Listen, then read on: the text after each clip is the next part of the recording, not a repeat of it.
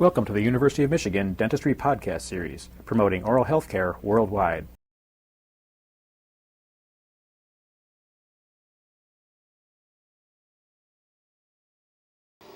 Survey of Oral Hygiene Devices, Rationale and Use, with Dr. Michael Beatty, Assistant Professor of Dentistry, University of Michigan, School of Dentistry. The tape today will be a survey of oral hygiene devices, their rationale and use, and will contain information on toothbrushes, floss and floss holders, irrigation devices, auxiliary aids, and disclosing solutions. A toothbrush is a mechanical device designed to aid in the removal of bacterial plaque from the surfaces of the teeth. It's important to remember that plaque accumulates on the surface of the teeth not only in a supragingival location, here at the gingival margin and interproximally, but also in the gingival sulcus, and plaque must be removed from each of these locations. A toothbrush should be of such a design that it does not cause abrasion to the hard tissues, as seen in this slide, or abrasion to the soft tissues, as is seen in this mouth. Many designs of toothbrush are available, with variations in the size and shape of the head, the configuration and stiffness of the bristles,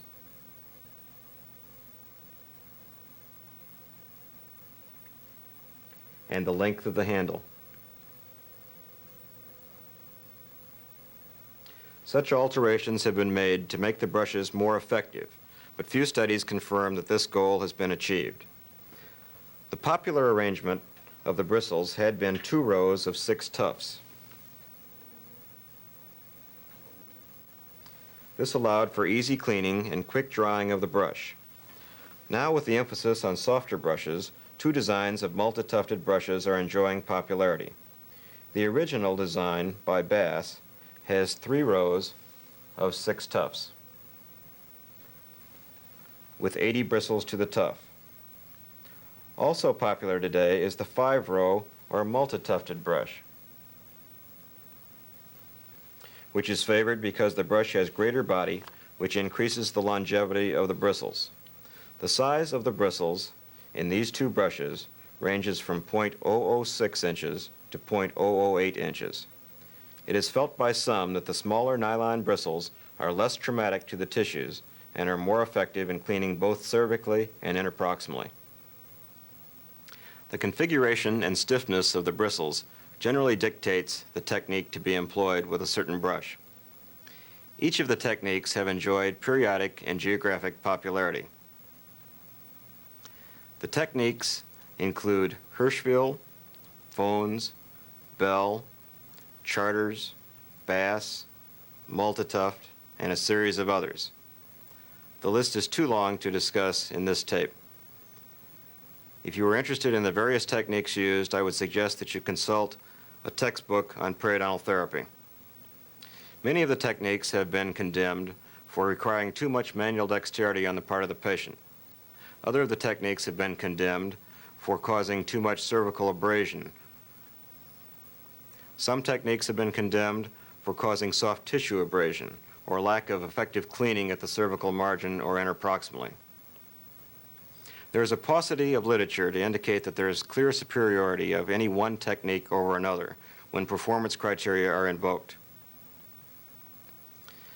The toothbrush alone cannot be considered to be a therapeutic device, but when properly used, it may have a therapeutic effect. Let me demonstrate 3 of the techniques enjoying current popularity. The first uses what we call the hard 2-row brush. It is a technique that is probably used in more places of the world than any other currently. The brush employed here is a Lactona number 12. The other brushes included in this category may be a Butler Prairie Dental. And the basic stroke is this: to brush your teeth as they grow. In other words, lay the brush up here on the margin of the gum and then roll it slightly as the teeth grow, brushing down on the upper teeth and up on the lower teeth. The technique was designed to give stimulation to the gum tissue and to increase its keratinization and theoretically to increase its resistance to disease. The problem is that it increases keratinization on the outside lining of the tissue rather than in the sulcus, and the main amount of periodontal disease begins in the gingival sulcus. Hard brushes also have a problem from cleaning at the cervical margin. Let me see if I can turn the typewriter on here to show you what happens when the brush is placed adjacent to the tooth here. If you notice right down at the cervical margin, no matter how hard I press on this brush, we tend to miss bacterial plaque which would accumulate at that margin. The adverse effects of this brush come not only from the accumulation of plaque at this margin, but also if the toothbrush is used in a back and forth scrubbing motion, like so, many times over a period of time, cervical abrasion to both the hard and soft tissues can occur. The multi-tuft technique employs a brush of such design. This is a Butler gum, a number 411, and is generally used as an adult brush. There is a 111 brush in the Butler series, which is smaller and used for children. Other brushes in this series include the Oral-B 30 and 40, the Lactona M39, and the Pico-Pay Softex. The brush is used with a circular scrubbing motion and placed at the gingival margin. The placement of the brush is almost at a 90-degree angle to the teeth, maybe slightly inclined toward the apices of the teeth. The bristles are placed at the gingival margin and are rotated with a small circular scrubbing motion. You want to be sure to avoid a great large scrubbing motion because that way the bristles do not enter the interproximal areas. So a small circular scrubbing motion is used. Let me turn the typewriter on again to show you how this might affect the cervical margin of those teeth. Again, you can see that if I move the brush like this, the cervical margin has a greater potential for being cleaned than with the use of the harder brushes. It is difficult to clean the inside or the lingual aspects of both the maxillary and mandibular teeth positioning the brush like this. There's just not enough room to get that brush in that way. So I would suggest that you take the brush in the long axis of the tooth and push it in toward the tooth like so, using a gentle scrubbing motion, coming all the way across the lingual of both the upper and the lower anterior teeth.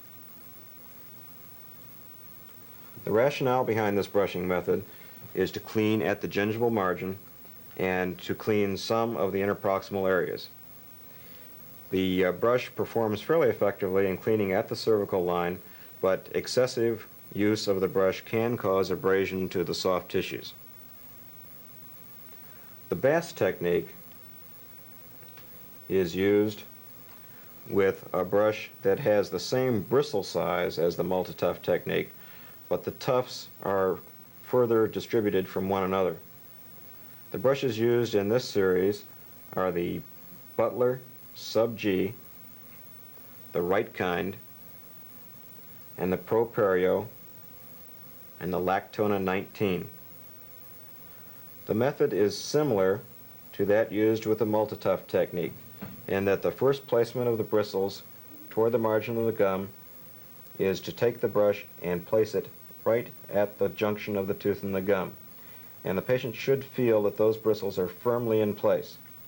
You'll notice that these bristles are have quite a lot of give to them. And so when they're placed up there, it's a common mistake for a patient to want to fan that whole brush out. It's not necessary. A soft stroke is sufficient to get the plaque broken up, and then rinsing will remove it from the teeth.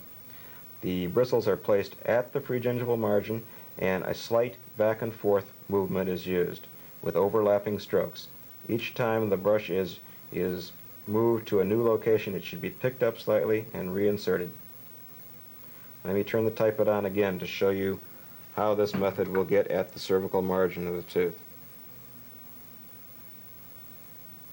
You can see that if we move that back up, that the bristles not only fan along the cervical margin, but some of them even have a potential for moving into the gingival crevice. And this is the chief rationale behind the Bass method of brushing, is to achieve effective crevicular hygiene. This may of course happen only in those patients that are extremely motivated and have good manual dexterity.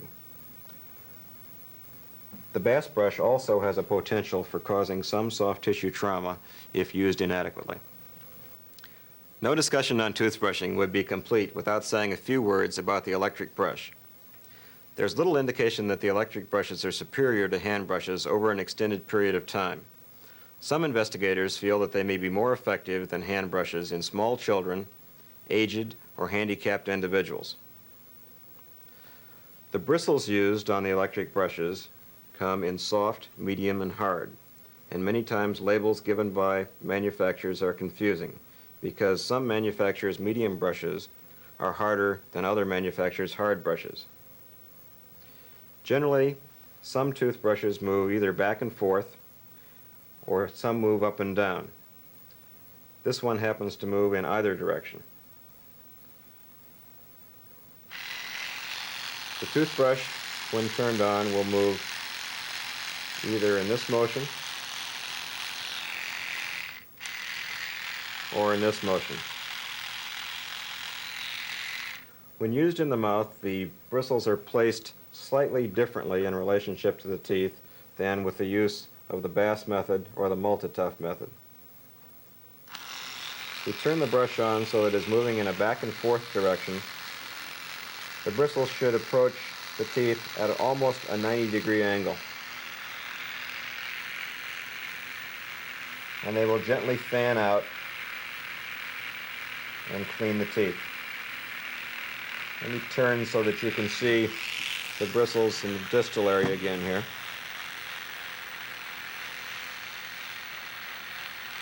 You see that the electric brush has a good potential for doing a very nice job. If I turn the bristles or the brush so it's doing the other type of stroke, generally the bristles are turned so that they lay into the tooth slightly more and are designed to both stimulate and to clean interproximally.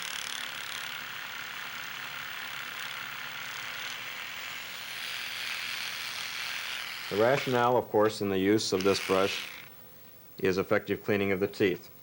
Generally what's been found with people that own electric brushes is that they do a nice job originally when there's a novelty effect of the brush, but that in the long term many of the brushes have not been repaired when they break down.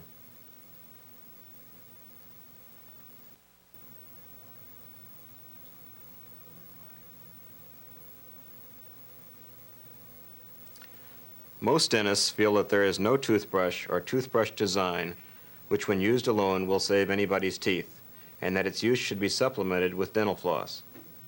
The toothbrush alone cannot effectively reach into these narrow areas. Essentially, there are two types of floss on the market. One is waxed, and the other is unwaxed. The waxed floss tends to hang together as a coherent unit. The unwaxed floss, by contrast, tends to break up into multiple filaments. Many believe the unwaxed floss to be superior to the waxed floss because it breaks up into these multiple filaments which have the potential of cleaning more effectively. Again, there's little evidence to support this criteria.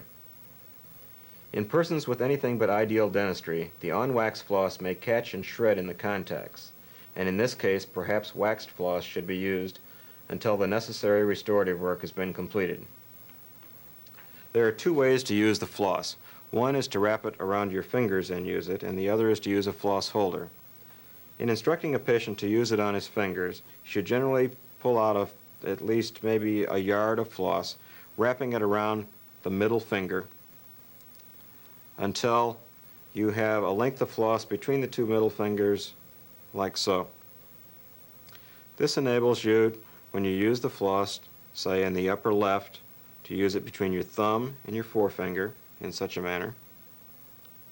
On the other side, the thumb and forefinger, and then down below each forefinger.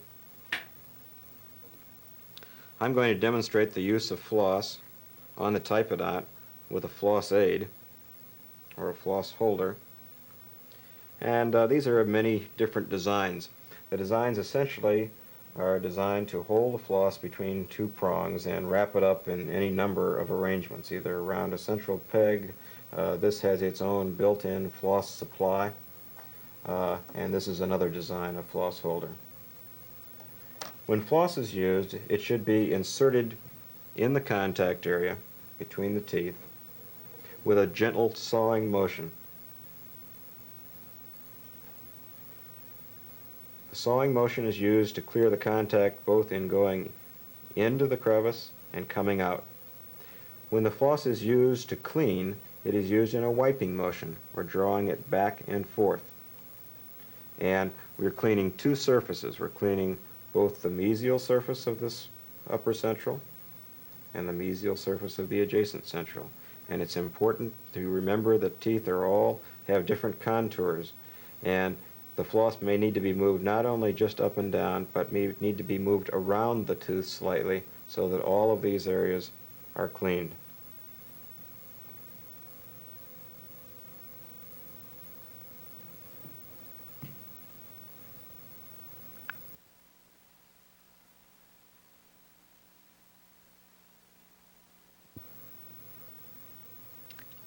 Although the toothbrush and the dental floss should make up the basic oral hygiene program, on occasion certain other adjunctive aids may be employed.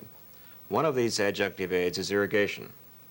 The reasons cited for using irrigation devices are to remove debris from the sulcus, to remove interproximal debris, and on occasion cleanse pockets. While the irrigating devices will remove loose adherent debris, they will not remove stainable plaque, and therefore must be considered to be adjunctive aids. Some studies indicate that there may be a slight improvement in gingivitis due to the use of irrigating devices, but there is no change in the amount of stainable plaque. When such a device is used, one must be careful not to use it in an area of inflamed tissue, because it is possible to create water abscesses or lateral abscesses along the surface of the root. The tip should be directed so that it does not enter directly into the gingival sulcus, but at a slight angle to it, almost a 90-degree angle to the surface of the tooth. In this case, the water will flush the crevice area and flush the interproximal area without driving water deep into the sulcus. An excessive amount of water pressure can not only interfere with the sulcular epithelium, but can alter the attachment apparatus.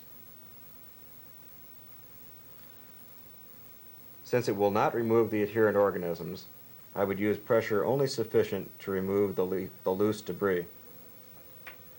And let me just show you how the device works by turning it on here very briefly. If we turn it on, you get the idea that there is a pulsating spray to the instrument. And this serves to clean the interproximal areas and the sulcular areas.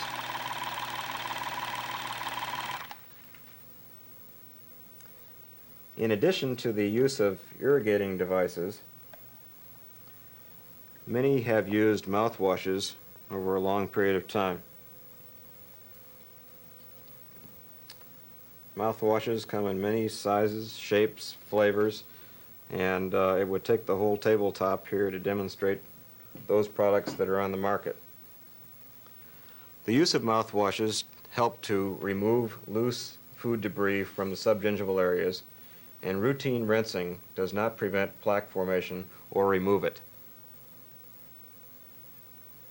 The immediate decrease in the number of culturable organisms is no indication for the long-term use of the mouthwash, because even though there's an immediate decrease in the amount of culturable organisms, there is no long-term effect. And so any use of mouthwashes does not effectively prohibit or prevent periodontal breakdown.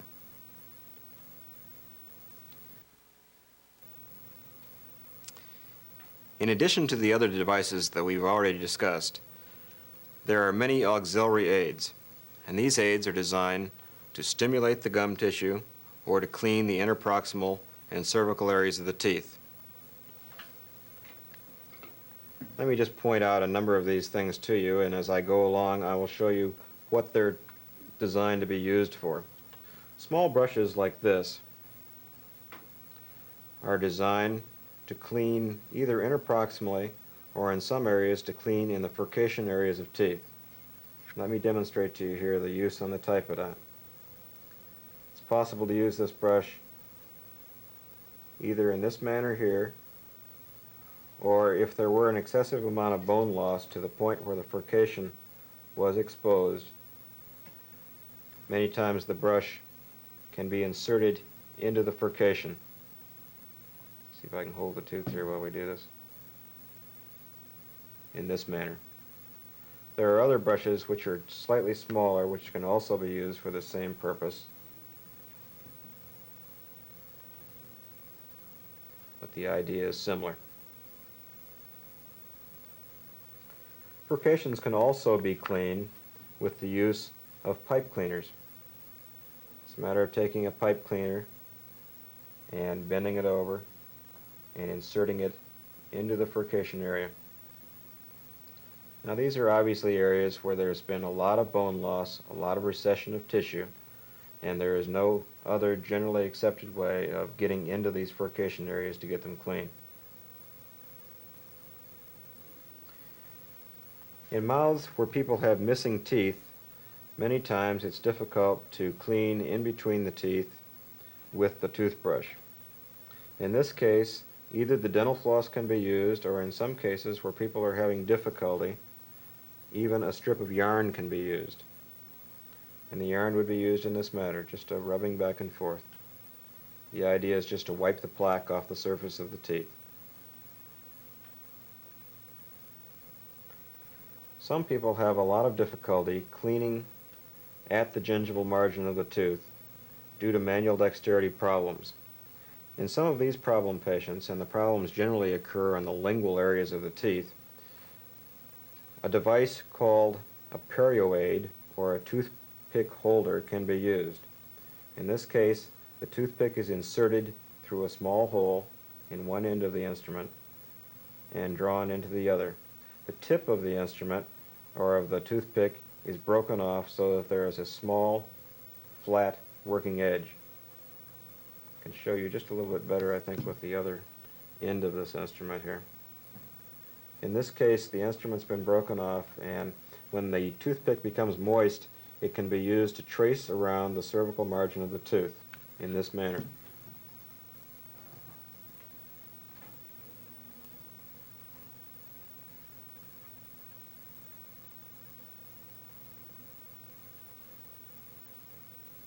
You can see how that toothbrush tends to act like the old ancient chew stick and clean the cervical area of the tooth.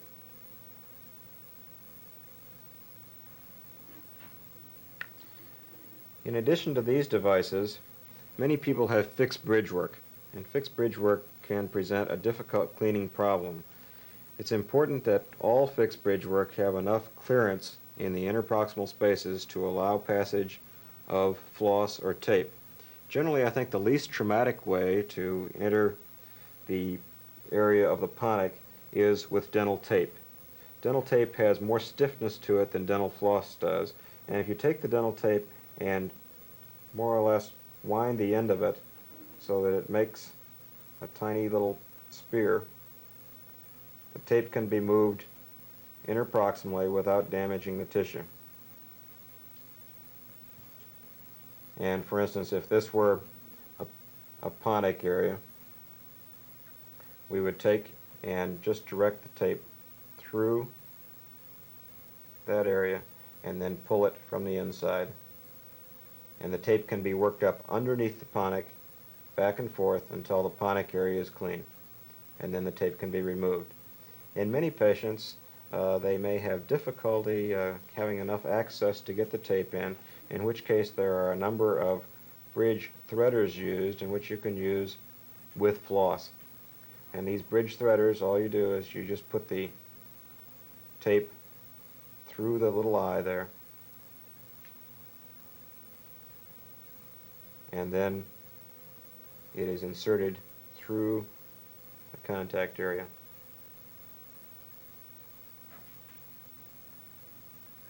And the tape for floss is used in the same manner as described before. The problem I've found with many of these is that the holders themselves are very traumatic to the tissue. In addition to those auxiliary aids designed to clean the interproximal areas or the bridge ponic areas, there are devices used for gum stimulation. This was a classic concept in dentistry, and it was used much more in the past than it is now. But gingival stimulation is used in those cases where we have soft edematous tissue, and there's some chance that it may be recontoured slightly by just gently stimulating it. The stimulator is used in this manner. It is inserted not with the point down toward the gingiva, but with the point at about a 45-degree angle to the gingiva. The stimulator then is rotated about 10 circles and then moved to the next area. Generally, the stimulator is not routinely used, but it is used post-surgery in patients who have had periodontal therapy, and it is used in those patients that have soft edematous tissue. Now, there are a number of other devices also used to both clean and to stimulate the tissue. One of these is called a stimudent. Stimudent is used in a manner similar to the rubber tip. It's inserted with the flat end of the stimudent toward the tissue and pushed toward the tissue and interproximally again. There's another device called a picodent, which I think probably has limited value. The one end is shaped very much like the stimudent with a flat side, and it is designed to be used in that manner.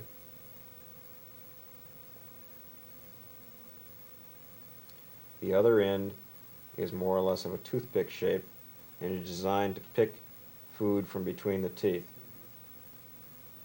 Since most gingival inflammation is not caused by food, but is caused by bacteria accumulating on the surface of the tooth, I think probably devices such as this have a limited value. There's another device called a PS, or a polisher stimulator, and it has one flat end to it, which is designed to just work around the edges of the teeth and remove bacterial plaque. And it has a pointed end to it, which is designed to be inserted and used in a manner similar to what the stimudent is, to polish the surfaces of the teeth interproximally.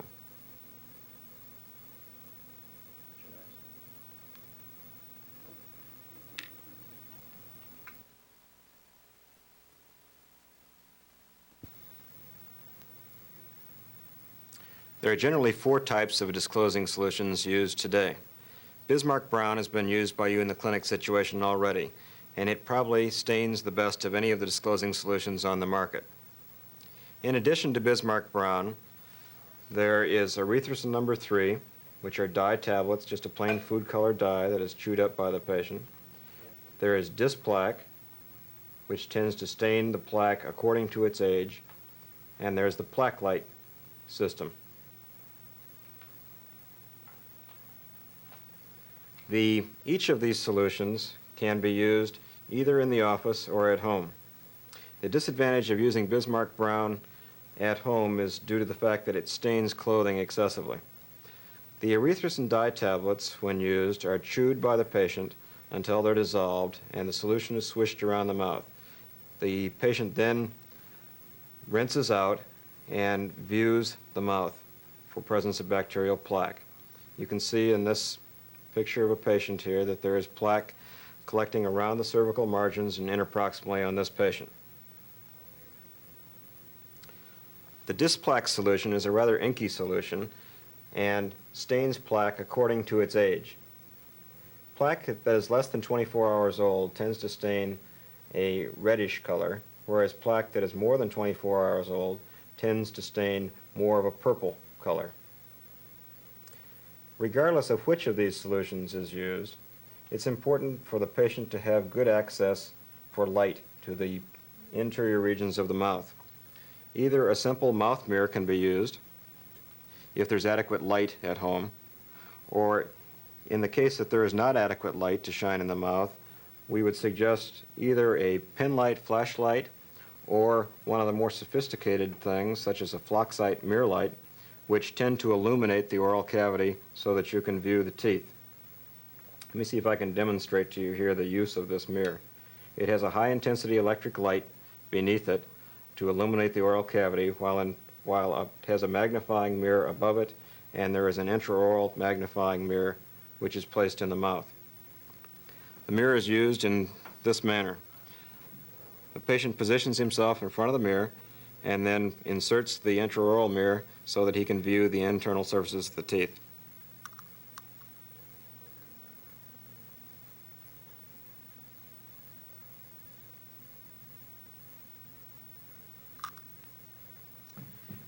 In addition to the solutions which I've discussed here, there is a system which combines both the disclosing solution and the mirror light into one unit. This is called a plaque light system. And the plaque light system uses a fluorescing dye. You put 2 drops of this fluorescing dye into the mouth and swish the solution around until the solution becomes clear on rinsing. It usually takes about 4 times rinsing to clear the mouth of the solution. Once the patient has rinsed the solution from the mouth, he then takes the plaque light and positions it in front of his mouth and turns the light on. The plaque light also comes with a mirror light, or a mirror, for intraoral use. The problem with the intraoral mirror is that there's not enough light in the plaque light to illuminate the posterior areas of the mouth. This is a picture of a patient with an excessive amount of plaque disclosed with a plaque light system. You can see that the plaque has been illuminated, and the nice aspect of the whole system is that the plaque will fluoresce only when it's illuminated with the light. We've talked a lot about the various hardware used, almost an excessive amount of discussion, and I would not like to make an emphasis on that hardware. The emphasis on oral hygiene control today is more on the etiology of the problem, so that the patient understands exactly what his problem is. And in resolving that problem, the emphasis is not on the type of brush design or the type of floss design, but more or less on plaque removal and reduction of inflammation in the tissue. A final word about this whole area of oral hygiene devices. I'd like you to keep the system simple. Use 2 devices, and I think the first 2 that I would pick would be a proper toothbrush and dental floss. And then in those patients that require further auxiliary aids, you may select those aids to correspond to their needs. You've been listening to a presentation from the University of Michigan School of Dentistry, which is dedicated to supporting open learning and open educational resources. This recording is licensed under the Creative Commons. It may be reused and redistributed for nonprofit use. Please attribute materials to the University of Michigan School of Dentistry and redistribute under this same license. For more information on how this and other University of Michigan School of Dentistry recordings may be used, visit www.dent.umich.edu/license.